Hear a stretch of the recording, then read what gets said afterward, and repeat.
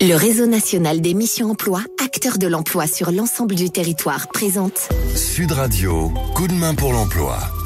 Et ce matin, on se projette déjà sur l'année à venir, l'année 2024, avec le co-gérant des formateurs parisiens. Bonjour Jonathan Collomb. Bonjour Benjamin. Et merci d'être avec nous ce matin sur Sud Radio. C'est un plaisir de vous accueillir, puisque effectivement cette année 2024 qui vient, elle va être chargée avec alors les soldes qui arrivent tout d'abord, qui vont arriver très vite en janvier. Et puis il y a toujours aussi les JO, les Jeux Olympiques de 2024. Exactement, on va être un acteur assez représenté là sur la région parisienne, notamment parce que les entrepôts vont se remplir. Ils sont déjà bien remplis ils se sont déjà bien remplis avec les périodes festives de Noël et du Nouvel An. Et donc les prochaines périodes à suivre vont être effectivement donc la partie des soldes. C'est toujours un mouvement économique assez important. Et puis vous allez avoir après les Jeux Olympiques. Donc naturellement, il va y avoir pas mal de gens en région parisienne. Il va y avoir de la consommation, il va y avoir probablement de gros événements, donc avec des parties logistiques importantes à suivre. Bah oui, forcément la logistique qui va être au cœur de ces deux moments clés, forcément, de cette année 2024. Expliquez-nous un petit peu pour les formateurs parisiens, justement, ce que vous proposez, comment vous accompagnez les entreprises et puis aussi les candidats qui souhaitent s'engager sur ces formations-là, sur ces métiers-là. Écoutez, pas de problème. Les formateurs parisiens, c'est deux sites en région parisienne, un au Bourget, un à Saint-Denis.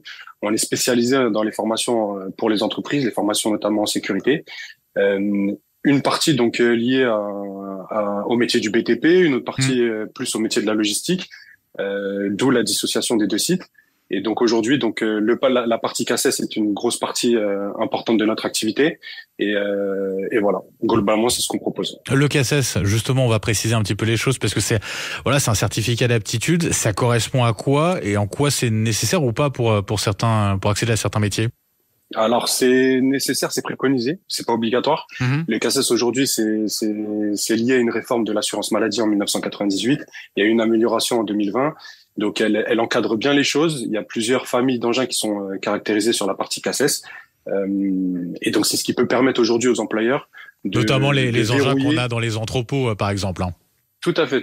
Aujourd'hui, il faut que les employeurs de tout domaine d'activité puissent pouvoir répondre aux exigences de formation de leurs salariés. Et le CACES en fait partie. Alors il n'est pas obligatoire, mais il est fortement recommandé. Bah oui, c'est un avantage qu'on a. Et puis en termes de sécurité, rien que ça aussi, c'est vrai que c'est un plus. Bien sûr, le coût de l'accident de travail aujourd'hui coûte très cher pour les employeurs.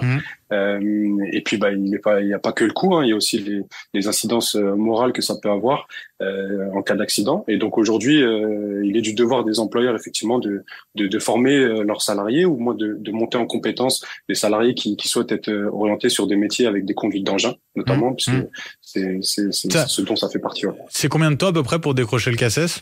C'est à peu près une semaine, grosso modo, pour des recyclages, parce que c'est des formations qui sont entre 5 et 3 jours, en fonction de si la personne a déjà manipulé. Et après, c'est valable 10 ans pour la partie engin TP, et pour tous les autres CACES, d'autres familles d'engins, la logistique, les gerbeurs accompagnants, les bras de grue, etc. Donc là, on est plus sur du 5 ans. À renouveler tous les 5 ans. Un grand merci en tout cas pour toutes ces précisions, Jonathan Collomb. Je rappelle, co-gérant des formateurs parisiens. On peut vous retrouver sur Internet pour avoir des informations justement complémentaires.